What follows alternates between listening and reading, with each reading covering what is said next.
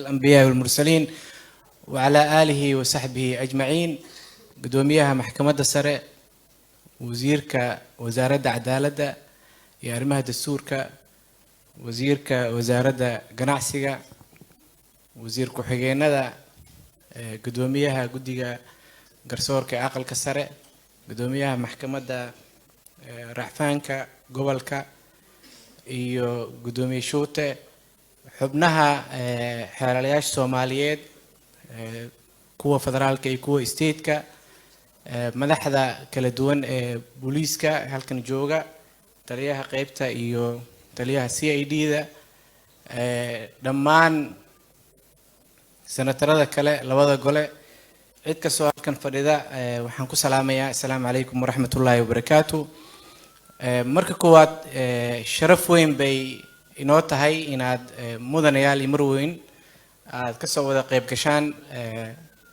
sanadkii toddobaad si joogto ah shirweynaha xeelalayaasha Soomaaliyeed oo ah shir sanadle ah laguna soo bandhigo shirka laguna soo bandhigo howlaha xafiiska xeelalaynta guud ee qaranka ay ka dhaca iyo kuwa dowlad goboleedyada ka dhaca. mudanayaal iyo marweyn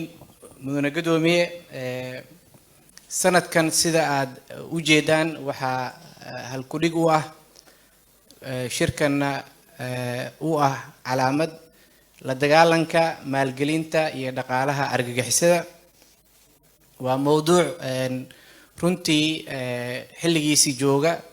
gaar ahaan argagixisada xilligan hadda aan joogno bishan waa markay ay aruuriyaan lacagaha baada ay qaadaan iyo waxyaalaha ugu yeeraan ama infaaq dheh sida gudoomiye shuute sharxayay ama canshuur dheh ama lacag kale baada ama kuwa dadka saaxiibka la ay geliyaan waa xilligii ay qaadayeen waana mowduuc runtii madaxweynaha jamhuuriyadda dagaalkii uu iclaamiyay oo la xiriirsanaa in argagixisada lala dagaalamo ka soo bilowday oo sida aad u jeedaan in magaalada Muqdisho lagaga doodo doodaha noocan oo kale ah 3 sano ka hor meeshii joogtay iyo dadka dareenka ay qabeen maantana inay noqoto mowduuc laga doodayo presentation laga diyaarinayo xogo muhiim ah oo maalgelinta iyo dhaqaalahooda lagaga hadlayo. taasna waxay ku timid iclaamka guud ee madaxweynuhu iclaamiyay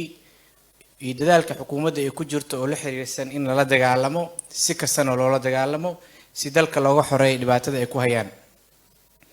sanadkan ujeedadu daaray marka waxa weeye in diiradda la saaro iyadoo la joogo xilligeedii dadaalada loo baahan yahay kuwa socda iyo kuwa soo socdana la kordhiyo dhinacyada ay ku wada xiriirsan tahay iyo dadaalada loogu talagalay inay dhacaana ay wada dhacaan. sanadkii hore shirweynaha waxaa halkudhig u ahaa dambiyada abaabulan oo dambiye tiro badan isku xiriirsan laakiin sanadkan wuxuu khaas leeyahay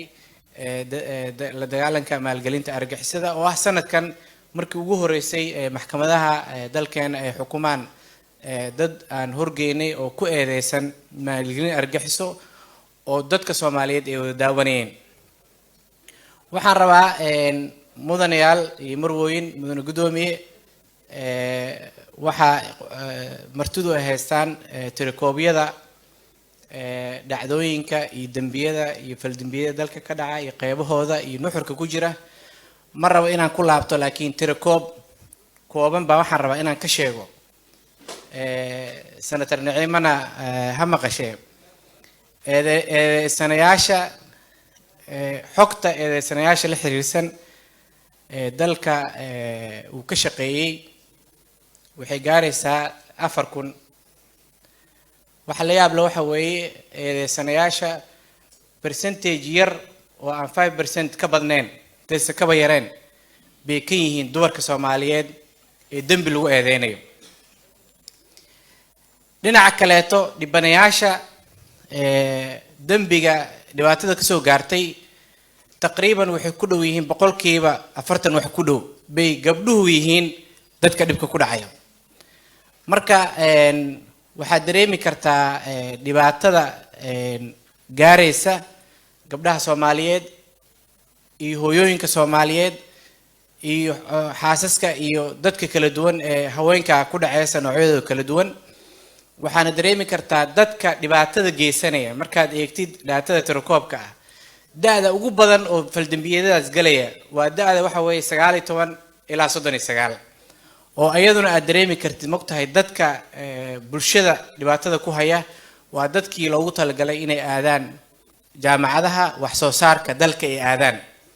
marka waxaan rabaa in ay ummadda Soomaaliyeedna isla wada fahano range-ga intaas leeg ee dhibka geysanaya xaafadu ka soo toosa bulsho ka dhex yimaada qof kasta jaamacadaha qaybtood aadaan oo hadda dadka magaalada dambiyada ka galaya qaybtood waxa laga yaabaa inay jaamacada dhigtaan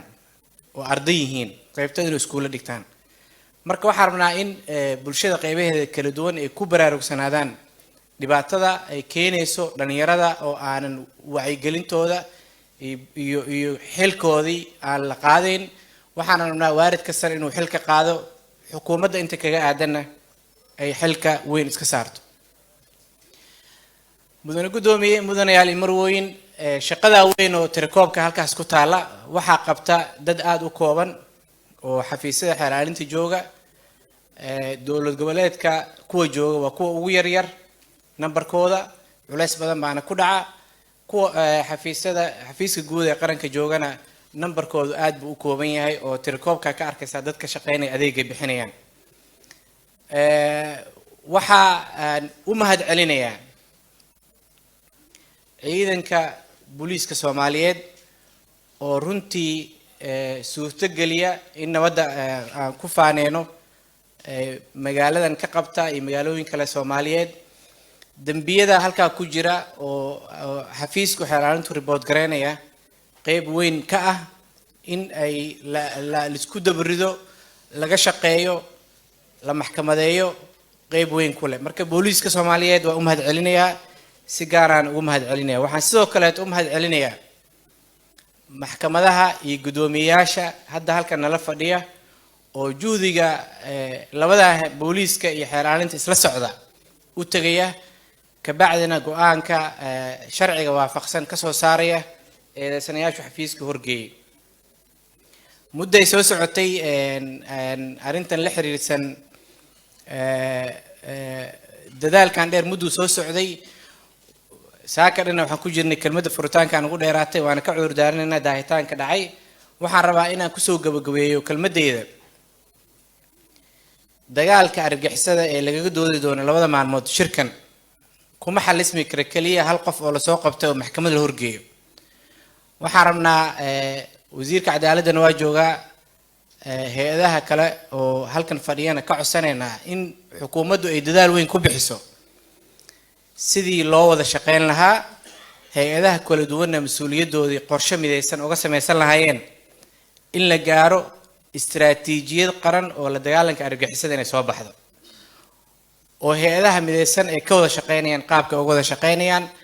xeerarka dalka ay u leeyahayna oo caqabada ka jirtana in la xukuumaddu u jeesato in la mideeyo la hagaajiyo la hormariyo wixii naga maqan aan sameysano midda u dambeysana waxa weeye hay'adaha intelligence-ga ka shaqeeya oo xogta u muhiimsan maalgelinta argagixisada laga rabo inay xog dambi inay aruuriyaan markay timaado dhinaca sirdoonka ayagana waxaan rabnaa inay maalgelinta xooga ay saaraan sababta ay tahay 160 milyan sanadkii helaya ama 190 milyan oo dollar helaya baan dagaal kula jirnaa dadku ka aruursanayaan ay bangiyada iyo ganacsatada anigana dhex joogaan waa u mahad celinayaa qof kastoo halkan fadhiya waxaana si gaar ah ugu mahad celinayaa xubnaha kala duwan ee shirkan ka soo shaqeeyay gudoomiyaha shirka ka soo shaqeynayay muddada 4 bilood oo la tilmaamay waxaan ugu dambeyn ku faraxsanahay u mahad celinayaa martida kala duwan ee halkan muddada dheer shirkana soo ajuubtay muddada dheerna joogtay aad baa u mahadsantihiin aad iyo aad u mahadsan